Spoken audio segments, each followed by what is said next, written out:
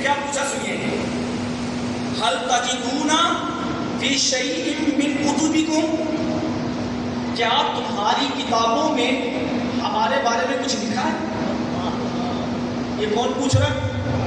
عمر فاروق اعظم رضی اللہ تعالیٰ کو ایک پادری سے پوچھ رہے ہیں، کیا تمہاری کتابوں میں ہمارے بارے میں کچھ لکھا ہے؟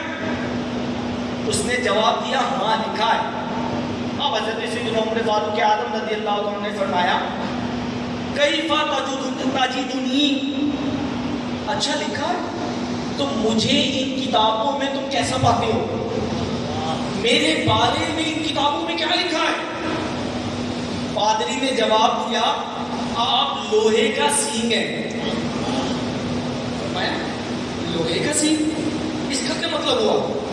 پادری بولا آپ دینی احکام نافذ کرنے میں سختی کرنے والے حاکم ہیں۔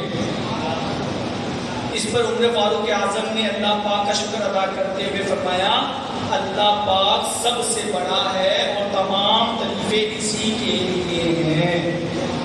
سبحان اللہ، سبحان اللہ۔ حضرت کعب الاحبار رضی اللہ تعالیٰ عنہ یہ بہت بلند رتبہ تابعی ہیں۔ جب بیت المقدس فتح ہوا اس وقت حضرت سیدنا کعب الاحبار رضی اللہ عنہ کی حضرت عمر رضی اللہ عنہ کی ملاقات ہوئی۔ پہلی ہی ملاقات میں سیدنا کعب الاحبار رضی اللہ عنہ سے معلوم ہے، اور اسی موقع پر حضرت سیدنا کعب الاحبار رضی اللہ عنہ نے بتایا اللہ پاک کی کتاب میں لکھا ہے ایسے شہر جن میں بنی اسرائیل کا بسیرا ہے، جس میں بنی اسرائیل رہتے ہیں، ان کی فتح ایک ایسے شخص کے ہاتھ پر ہوگی جو نیکوکار ہوگا۔ یہ حضرت کعب الاحبار رضی اللہ عنہ سابقہ کتابوں کی بات کر رہے ہیں۔ عمر فاروق اعظم کا تذکرہ صرف قرآن میں نہیں ہے، عمر فاروق اعظم کا تذکرہ صرف حدیث رسول میں نہیں ہے، بلکہ عمر تو وہ ہے جن کا تذکرہ انجیل میں بھی ملتا ہے، زبیر جن کا تذکرہ زبور میں بھی ملتا ہے، جن کا تذکرہ تورات میں بھی ملتا ہے۔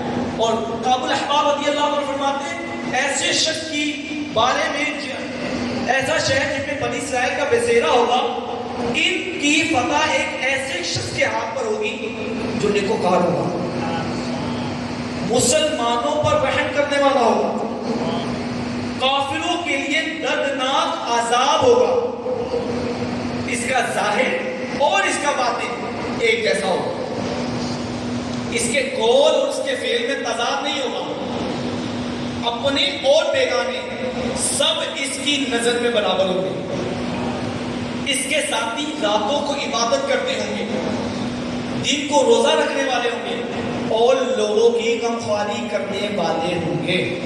اور یہ اوصاف کن کے بیان کیے جا رہے ہیں؟ عمر فاروق اعظم کی۔ میں اور آپ غور کریں کیا میرے اور آپ کے دوست ایسے ہیں جو ہمیں عبادت پر لگائیں؟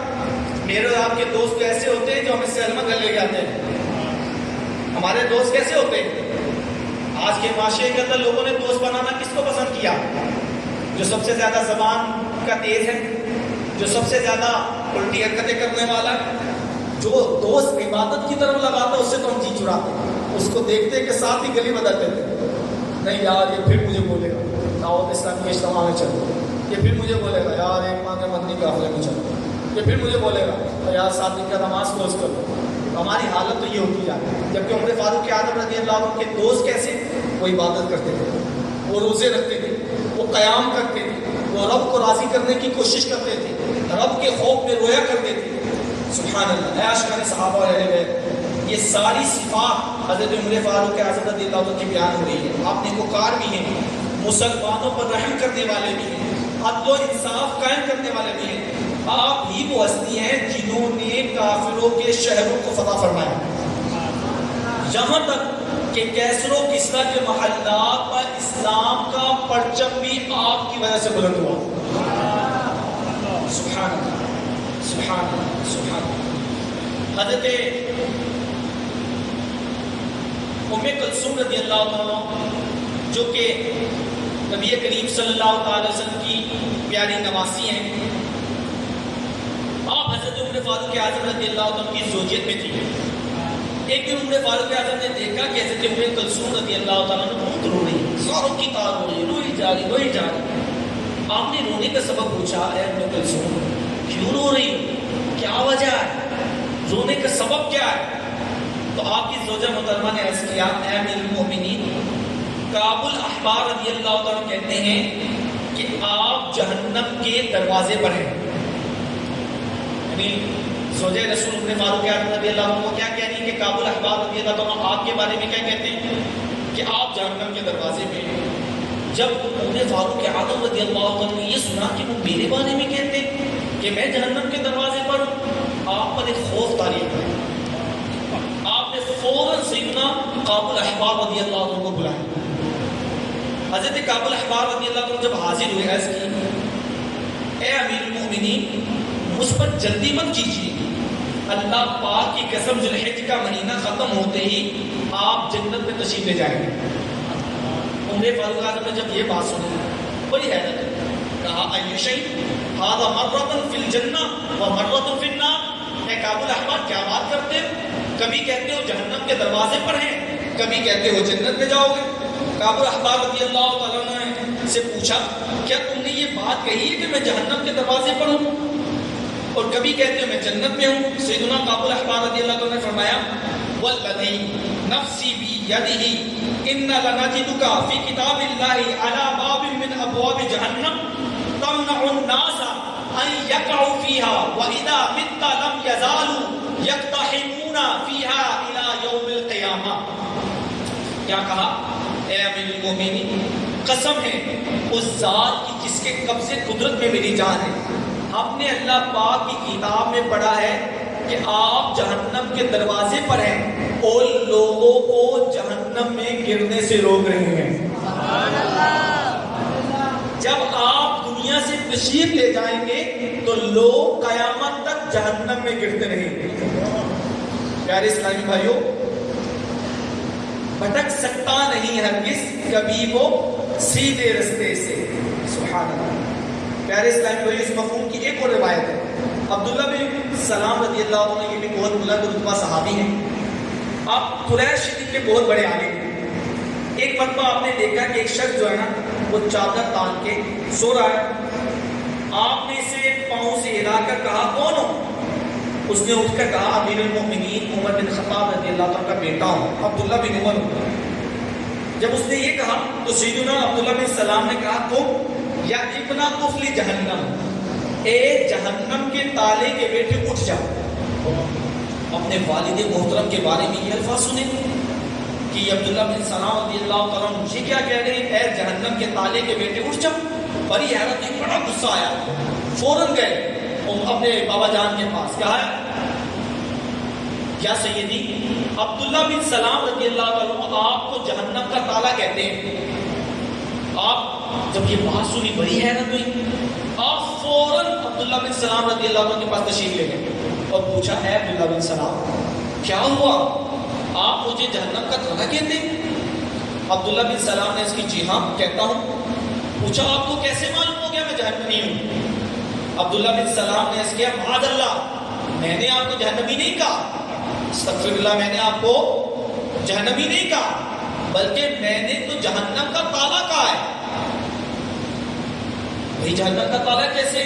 فرمایا میں نے اپنے والد سے روایت سنی ہے کہ اللہ پاک کے نبی موسیٰ علیہ السلام نے فرمایا امت محمد میں ایک شخص ہوگا، اسے لوگ عمر بن خطاب کہیں گے، وہ سب سے بہتر دین والا ہوگا، اس کا یقین بہت پختہ ہوگا، جب تک وہ دنیا میں رہے گا اس کا دین غالب رہے گا، لوگ اللہ کی رسی کو مضبوطی سے تھامے رہیں گے، جہنم پر تالے پڑے رہیں گے.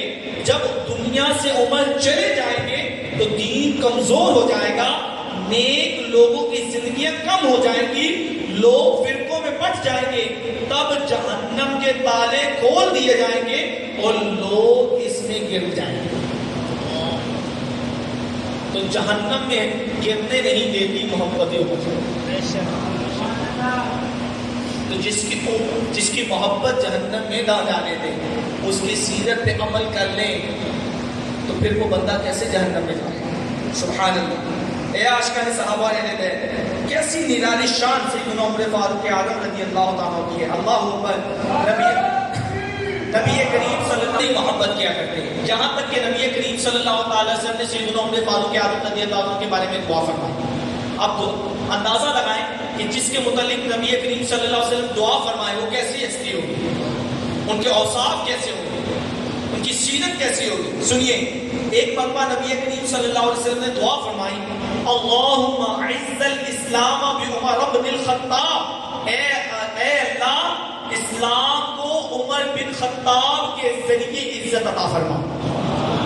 پھر دعائے مصطفیٰ ہو وہ قبول نہ ہو، ایسا ہو ہی نہیں سکتا. اس دعائے مصطفیٰ کی برکت تھی کہ جس دن عمر فاروق اعظم رضی اللہ عنہ نے اسلام قبول کیا، اسی وقت مسلمانوں نے خوشی سے اللہ اکبر کا نعرہ لگایا، جس کی آواز مکہ میں دور دور سنائی دی. یہ وہ پہلا دن تھا کہ مسلمانوں نے مسجد حرام میں اعلانیہ طور پر نماز ادا فرمائی. اس دن سے لے کر عمر فاروق اعظم کے وصال ظاہری تک اسلام کو عزتیں اور بلند سے بلند، اسلام کو عزتیں بھی ملی اور بلند سے بلند تر ہوتے گئے، اور اسلام دور دور تک پھیلا. عدل و انصاف کی بھی مثال، ایسی مثال قائم کی کہ جو آج تک دیکھنے کو نہیں ملتی. سبحان اللہ، سبحان اللہ. اے عاشقان رسول، یہ ہے دعائے مصطفیٰ کا اثر کہ عمر فاروق اعظم رضی اللہ عنہ جب تک دنیا میں رہے اسلام کی عزت بلند سے بلند تر ہوتی چلی گئی، مگر آپ کے وصال کے بعد مختلف فتنوں نے سر اٹھانا شروع کر دیا. حضرت عبداللہ بن عباس رضی اللہ عنہ سے مروی ہے کہ روز قیامت جب عمر فاروق اعظم رضی اللہ عنہ کو اللہ پاک کی بارگاہ میں لایا جائے گا، اس وقت اسلام عرض کرے گا، یا ربی ھذا عمر اعزنی فی دار الدنیا وعزہ فی عرصات القیامہ. اسلام کیا کہے گا؟ رب کی بارگاہ میں عمر فاروق اعظم کے بارے میں کیا کہے گا؟ اسلام کہے گا، اے اللہ، اے ارحم الراحمین، یہ عمر ہے، انہوں نے دنیا میں میری عزت بلند کی، آج میدان قیامت میں تو انہیں عزت عطا فرما. پھر کیا ہوگا؟ اس کے ساتھ عمر فاروق اعظم رضی اللہ عنہ کو 2 جبے پہنائے جائیں. ان جبوں کی خوشبو ایسی ہوگی کہ ان میں سے ایک بھی دنیا میں کھول دیا جائے تو ساری دنیا اس سے معطر ہو جائے. حضرت عمر فاروق اعظم کو نورانی اونٹنی پر بٹھایا جائے گا، آپ کے آگے 70,000 جھنڈے لہرا رہے ہوں گے. اس وقت میدان معاشر میں ایک آواز گونجے گی، یا اہل الموقف ھذا عمر فاعرفوہ، اے اہل معاشر یہ عمر ہے، انہیں پہچان لو. سبحان اللہ. اے عاشقان رسول، حضرت عمر فاروق اعظم جب تک دنیا میں تشریف فرما رہے، اسلام کی سر بلندی کے لیے کوشاں رہے، پیارے آقا صلی اللہ علیہ وسلم کے ساتھ جنگوں میں شریک رہے، جان ہتھیلی پر رکھ کر اسلام کی خاطر لڑے، اسلام کی سر بلندی کی خاطر خود کو مشقت میں ڈالا، دنیا میں نظام عدل قائم کیا. آپ بھوکے رہ کر لوگوں کو کھانا کھلاتے رہے. آپ کا روب ایسا تھا کہ دشمن بھی تھرتھرا اٹھتا تھا، شیطان بھی آپ کے خوف سے بھاگ اٹھتا تھا. تقریباً آدھی دنیا کا روب آپ کا روب خلیفہ ہونے کے سبب آپ کی پوری دنیا کے اندر آپ کا روب قائم تھا. لیکن اس کے باوجود آپ کی سادگی کیسی تھی کہ آپ پیبند لگا لباس پہنتے تھے. سبحان اللہ. قربانیاں دی، مشقتیں اٹھائی، اپنی خواہشات کو چھوڑ کر اسلام کی سر بلندی کے لیے وقت دیا. لہذا مجھے بھی اور آپ کو بھی دین متین کے لیے وقت دینا ہے، اور آج کی جو حالت ہماری ہوتی چلی جائے وہ خیر ہوتی چلی جائے. ایک میں آپ کو ایک واقعہ سناتا ہوں. یہ واقعہ بڑا دردناک ہے، اگر آپ اس کو توجہ سے سنیں گے تو انشاءاللہ ہمیں احساس ہوگا آج ہمارا کردار کیسا ہے. ہم نام مصطفیٰ لینے والے، عمر فاروق اعظم سے محبت کرنے والے، صدیق اکبر سے محبت کرنے والے، حضرت عثمان غنی سے محبت کرنے والے، حضرت علی رضی اللہ عنہ سے محبت کرنے والے، حسنین کریمین سے محبت کرنے والے، فاطمہ زہرا رضی اللہ تعالیٰ عنہ اور آپ کے خاندان سے محبت کرنے والے. لیکن آج ہمارا کردار کیسا ہے؟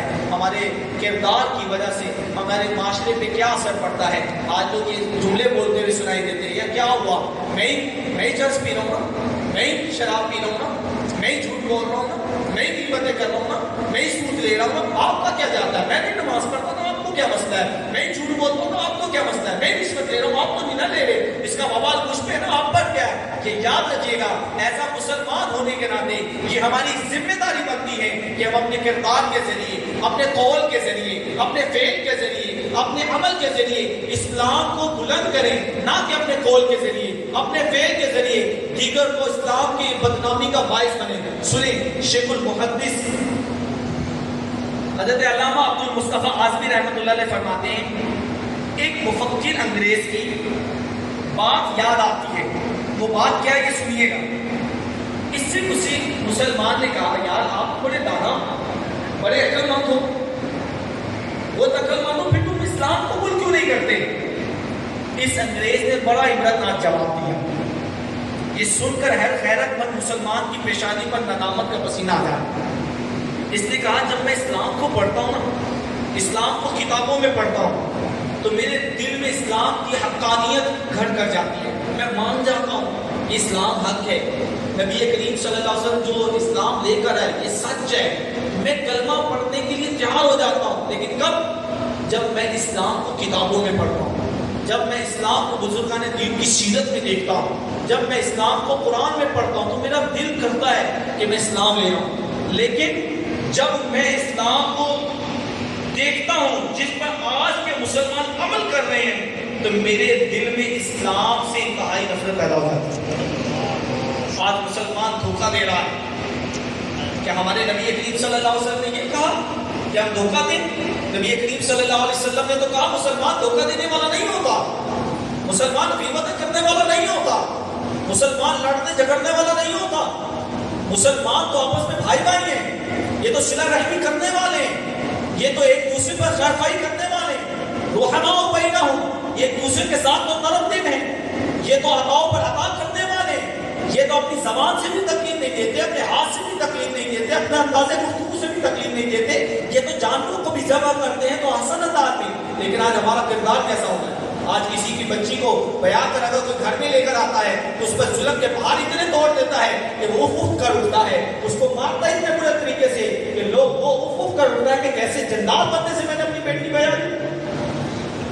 آج ہمارا حال یہ ہو چکا کہ ہماری مسجدیں ویران ہیں جمعے کے ڈیرہ، آج کہ ہمارے پاس بیٹھتا ہے تو ہم اپنے پاس بیٹھنے والے کے ساتھ دغا کرتے ہیں، ہم اپنے پاس بیٹھنے والے کے ساتھ خیانت کرتے ہیں، اس کے منہ پر کچھ کہتے ہیں، اس کے پیٹ پیچھے کچھ کہتے ہیں۔ آج مسلمانوں کی چغلیاں کرتے ہیں، دو خاندانوں کو لڑانے کے پلاننگ کر رہے ہیں۔ کیا یہ مسلم معاشرہ؟ جی نہیں، یہ مسلم معاشرہ نہیں ہے، یہ حضور صلی اللہ علیہ وسلم کی تعلیمات نہیں ہے۔ نبی کریم صلی اللہ علیہ وسلم کی تعلیمات کو بغور پڑھیں تو صرف تعلیمات کو پڑھ لے اگر کوئی کافر تو وہ مسلمان ہو جائے۔ ہمارا دین ایسا ہے، تو لہذا آج نیت کیجیے کہ انشاءاللہ میں جھوٹ نہیں بولوں گا، وعدہ خلافی نہیں کروں گا، نمازیں ترک نہیں کروں گا، اور قرآن کریم کی تلاوت کروں گا۔ پیارے اسلامی بھائیو، بیان کے اختتام کی طرف لاتے ہوئے چند سنت اور آداب بیان کرنے کی تو سعادت حاصل کرتا ہوں۔ نبی کریم رؤوف الرحیم صلی اللہ تعالی علیہ وسلم نے فرمایا من احب سنتی فقد احبنی ومن احبنی کان معی فی الجنہ او کما قال علیہ السلام، جس نے میری سنت سے محبت کی اس نے مجھ سے محبت کی، اور جس نے مجھ سے محبت کی جنت میں میرے ساتھ ہوگا۔ دو فرامین مصطفیٰ صلی اللہ علیہ وسلم، جو ایمان لایا، با قدر کفایت رزق دیا گیا، اور اس نے اللہ پاک کے دیے پر قناعت کی، بے شک وہ کامیاب ہوا۔ نبی کریم صلی اللہ علیہ وسلم نے فرمایا اے ہریرہ قناعت اختیار کرو، سب سے بڑے شکر گزار بن جاؤ گے۔ اے عاشقان رسول، قناعت سنت مصطفیٰ ہے۔ قناعت کا معنی کیا ہے؟ جتنا ملا اس پر راضی رہنا، زیادہ کی خواہش نہ کرنا۔ پیارے آقا صلی اللہ علیہ وسلم جو ملتا راضی خوشی تناول فرما لیا کرتے۔ پیارے آقا صلی اللہ علیہ وسلم نے کبھی بھی کھانے میں عیب نہیں نکالا۔ آپ صلی اللہ علیہ وسلم نے کبھی لذیذ اور پرتکلف کھانوں کی خواہش نہ فرمائی۔ نبی کریم صلی اللہ علیہ وسلم مال و دولت کی خواہش نہیں رکھتے تھے۔ اللہ پاک ہمیں بھی قناعت اختیار کرنے کی توفیق عطا فرمائے۔ پیارے اسلامی بھائیو، سنت مصطفیٰ پر عمل کیجیے، قناعت اختیار کیجیے۔ قناعت ایمان کا کمال اور اسلام کا حسن ہے۔ قناعت کرنے والا خود کو دنیا سے بچاتا ہے، آخرت کی راہ پر چلتا ہے۔ قناعت کرنے والا اللہ پاک کا محبوب ہے۔ مزید سنتیں سیکھنے کے لیے دعوت اسلامی کی مکتبۃ المدینہ کی 2 کتابیں، ایک بہار شریعت جلد 3 حصہ 16 لے لیجیے، اور امیر اہل سنت کی 91 صفحات کی کتاب 550 سنت الاداب، یہ بھی مکتبۃ المدینہ سے مل جائے گی، یہ آپ لے کے پڑھیں۔ دیکھیں جب ہم چاہتے ہیں کہ ہم نبی کریم صلی اللہ علیہ وسلم کی سنتوں پہ چلیں، تو جب تک ہمیں یہ پتہ ہی نہیں ہوگا کہ نبی کریم صلی اللہ علیہ وسلم کی سنتیں کیا ہیں، تو پھر ہم چلیں گے کیسے؟ پتہ ہوگا تو چلیں گے نا۔ اور پھر اپنے بچوں کو تعلیمات کیسے دیں گے جب ہمیں پتہ ہی نہ ہوگا کہ یہ سنتیں ہیں یا نہیں ہیں؟ تو بچوں کو بھی سنت رسول سکھانی ہے تو پہلے علم ہوگا تو سکھائیں گے نا۔ انشاءاللہ یہ کتابیں لینے کی کوشش کریں گے۔ صلو علی الحبیب